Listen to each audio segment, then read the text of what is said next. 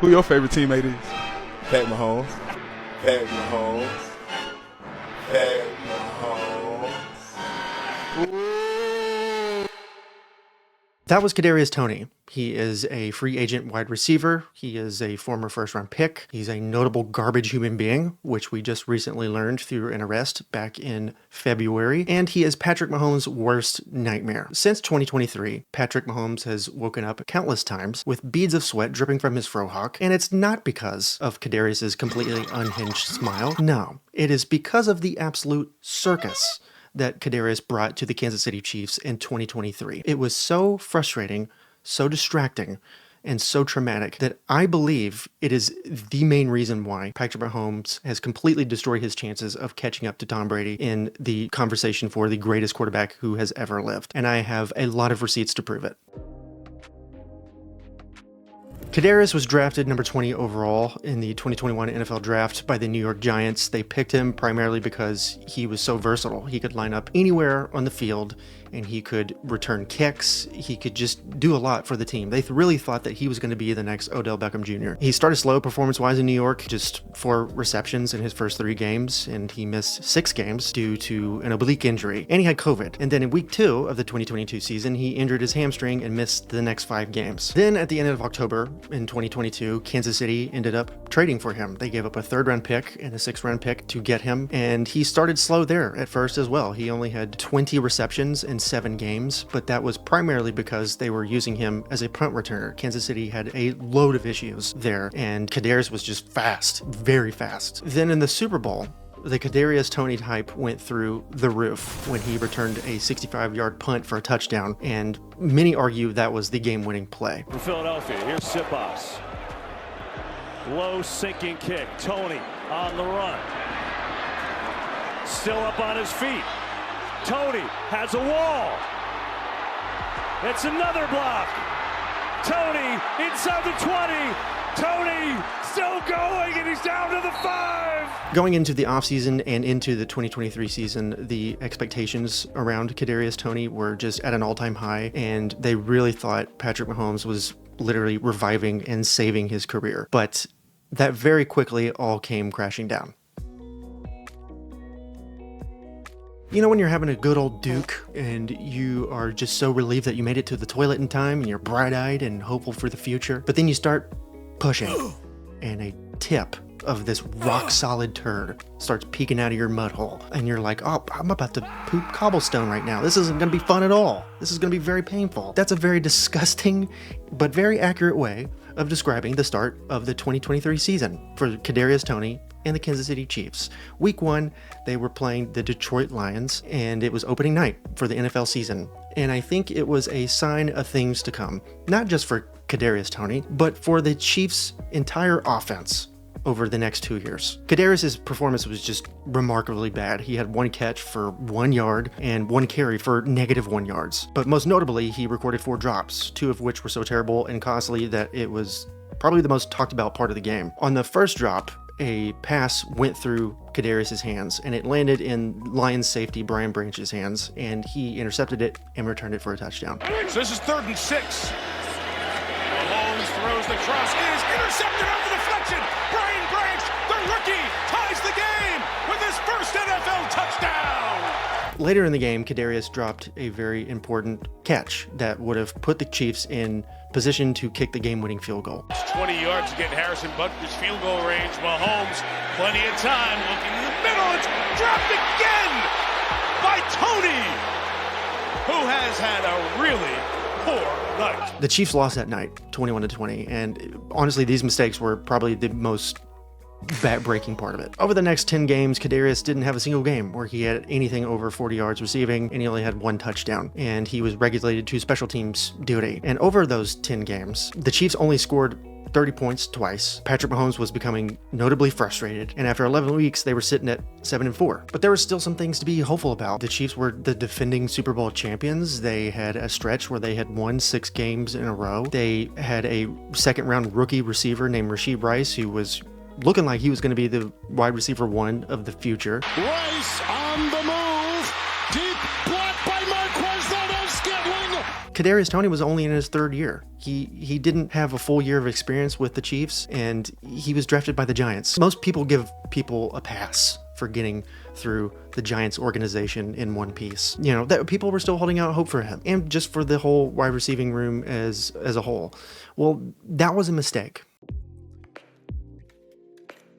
It was week 14 of that 2023 season, and the Chiefs were playing the Buffalo Bills. It was a very close game, and Kadarius was penalized for lining up offsides during a critical fourth quarter play. This erased a go-ahead touchdown, resulting from a lateral by Travis Kelce to Kadarius with just over a minute remaining. Back consistently. Here they come again. There's a flag down at the line of scrimmage as the pass is to an open Travis Kelce, who flings it back over to Toney. My goodness, this is going for a touchdown. Number 19, offense, lined up in the neutral zone. Wow. 5-yard penalty. Check him out. Offsides. Watch Mahomes. The very next week, the Chiefs were playing the New England Patriots, and it just got worse. Kadarius bobbled a pass that ended up being intercepted, and it led to this outburst from Patrick Mahomes on the sidelines. Offside penalty that caused what would have been a game-winning touchdown potentially to go off of the board last week. Toney right through his hands. He's not going to trust him anymore. It's coming down to a critical situation, and that's where the ball has to go because he's open, but I don't trust him. I'm losing trust. The Chiefs still won 27-17, but the only thing that the football world could talk about the whole time was Kadarius Toney. Andy Reid, again, publicly defended Kadarius and claimed that he wasn't down on him and still had confidence in him, but let's be real, none of that was true. Kadarius didn't play a single game in the postseason on the way to the Kansas City Chiefs winning their second straight Super Bowl. He had a list of hip and ankle injuries, and he was held out for personal reasons for one of them. And that just led to speculation that he would be released in the offseason. And he was. They cut him at the end of August, just a few days before the 2024 season started. Kadarius Toney was gone. But in my opinion, the effect that he had on Patrick Mahomes in the 2024 season was extremely noticeable. I watched a lot of Chiefs football this past year. Patrick Mahomes was not the same quarterback. And yes, Marquez Valdez-Scantling, he had a lot of drops. Rookie Rashee Rice, he had a ton of drops. The Chiefs as a whole, they led the league in drops in 2023. But Kadarius Toney's mistakes were just so frequent and so backbreaking, and they came at the most crucial of times, and there was zero production to balance anything out. He had less than 200 receiving yards on the year. He just dominated the media headlines on top of it. Patrick Mahomes and Andy Reid constantly had to publicly defend this dude, while I'm sure they were just seething in silence at home. What do you say to Kadarius Toney after the game? Yeah, I mean, I've trust in KT. He missed a lot of training camp. Obviously, he wanted to play and fought rehab hard so he could play. Stuff's not always going to go your way. Obviously, he would have wanted to catch a few of those in the game, but I've trusted he's going to be that guy.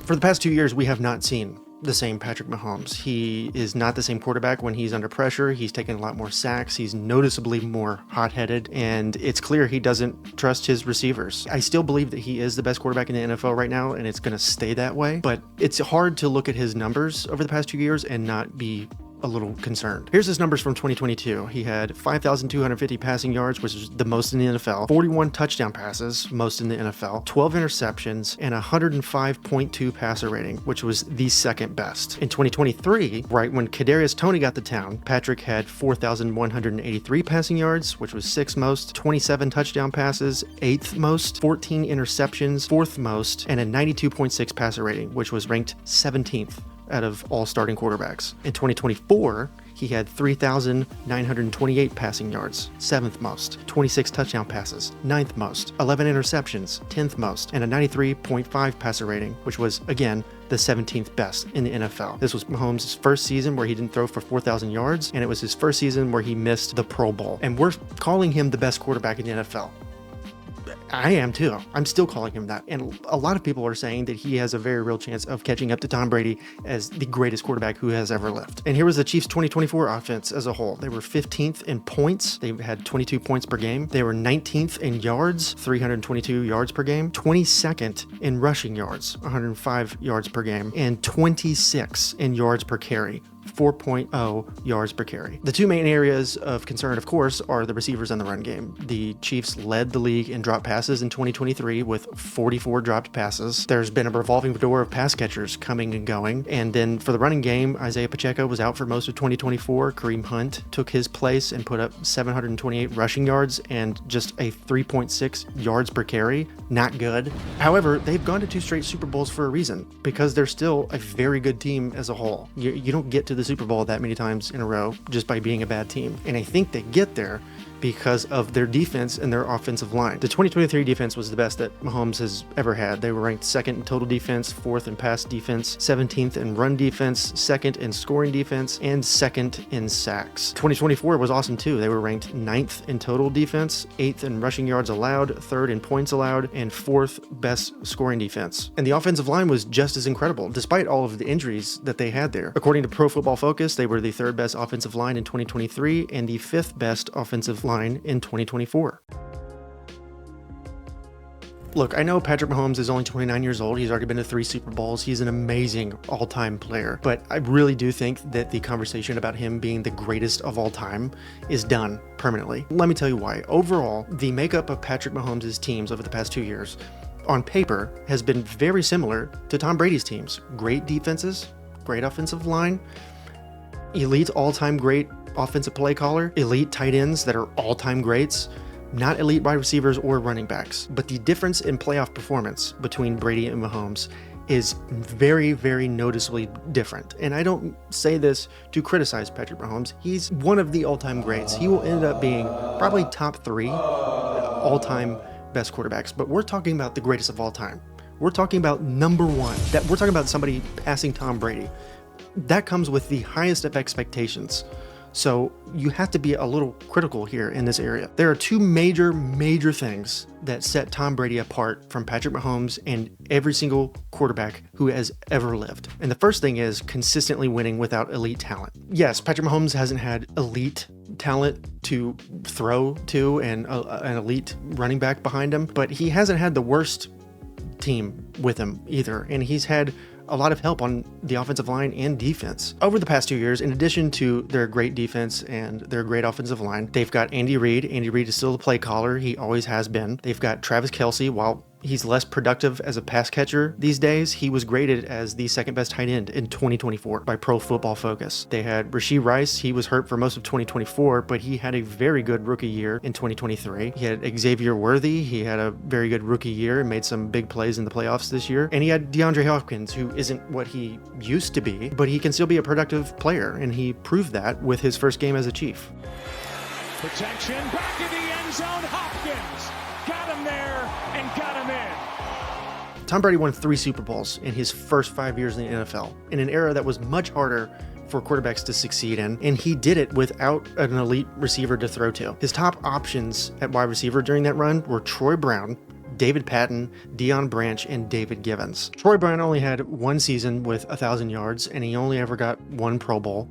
Both of those came in 2001 during Tom Brady's first Super Bowl run. Deion Branch never had 1,000 yards, never made a Pro Bowl. David Patton never even came close to 1,000 yards, never made a Pro Bowl. David Givens only played for 5 years. He never got 1,000 yards, never got a Pro Bowl. Tom's running backs in those 3 Super Bowls were Antoine Smith and Corey Dillon. Antoine Smith was never a household name, never elite, just a quality starter, but the second that Tom Brady came to town, he produced 1,100 rushing yards, 12 touchdowns, and he just had the best year of his career. Corey Dillon had an explosive year in 2004 with 1,600 rushing yards and 12 touchdowns, but that was just by far the best year of his career.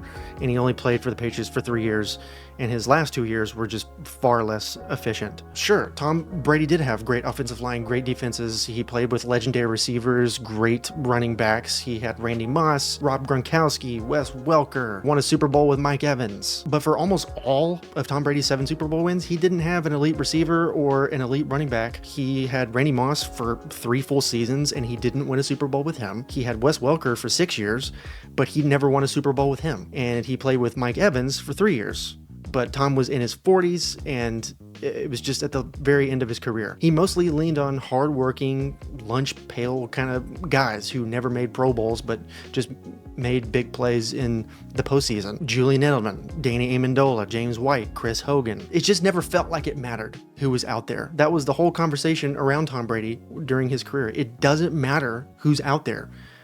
The Patriots are still going to the fucking Super Bowl. And now the second thing that sets Tom Brady apart from Patrick Mahomes and everyone else is Super Bowl performance. Yes, Patrick Mahomes is only 29, 3 Super Bowls. He's got plenty of room to go to get to Tom Brady's 7.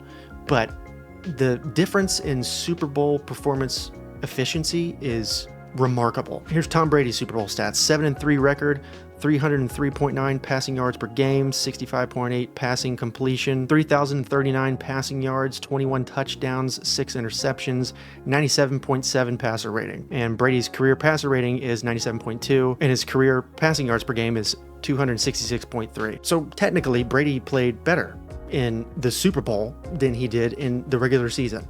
He amplified his gameplay. Here's Patrick Mahomes' Super Bowl stats. 3-2 record, 265.6 yards per game, 65.3% pass completion, 1,328 passing yards, 10 touchdowns, 7 interceptions, 86.9 passer rating. Mahomes' career passer rating, 102.1. Career passing yards per game, 288.9. So by that standard, Mahomes technically plays better in the regular season than he does in the Super Bowl. Patrick is also 0-2 versus Brady in the playoffs, one of which was the Super Bowl. Look, it's still early in Patrick's career. He still has time to catch up to Tom and his 7 Super Bowls, but I really don't think that he will, because we've seen what Patrick can do with limited offensive talent around him now. We've seen how he responds to offensive adversity, and he's doing all of this in an era that is a lot easier on quarterbacks. Tom has played in both eras, and he's proven that he can dominate in both, and he's proven that he can do it immediately the second that he steps onto the field for the first time. And weirdly enough, the one person who opened our eyes to all of this and started all of this